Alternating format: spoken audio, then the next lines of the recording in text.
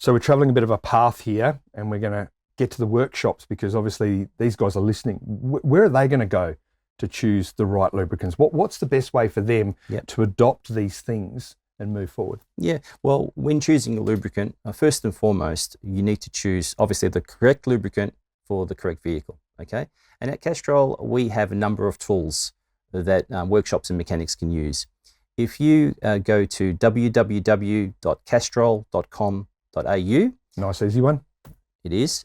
You can then navigate directly to our trade lube selector guide, and you can actually take that and save it as an icon on your desktop. You can drag it on a desktop. Yeah, and you can have that there for future reference. Once you double click that, it'll take you to a menu. All you need to do then is just type in the vehicle that you're working on, for example, a 2017 Holden Commodore, and it'll give you the breakdown of all the lubricants that you need from the engine, transmission fluid, final drive, even the fluids that you need for your brakes and your cooling system. That's fantastic. In addition to that, it'll also give you the volumes that you need to ensure that you've actually got the correct amounts for that service. Well, just on that, in regards to the volumes, I have seen some problems with volumes in the past. Yeah. Do you see a big change in volumes going up or down?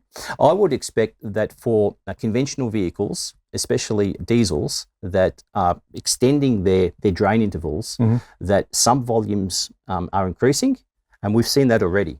Okay. Traditionally, for older vehicles, some volume was always around 6 or 7 litres. Now we're looking at 12 or 13 litre sumps. Okay, so volumes have increased. It's extremely important for these workshops to have a reference guide rather than just guesstimate and a couple of clicks and they know exactly what they're getting. And that's what we can provide. Our loop selector guide, our trades loop selector guide will actually provide all the volumes that you need to get the job done right.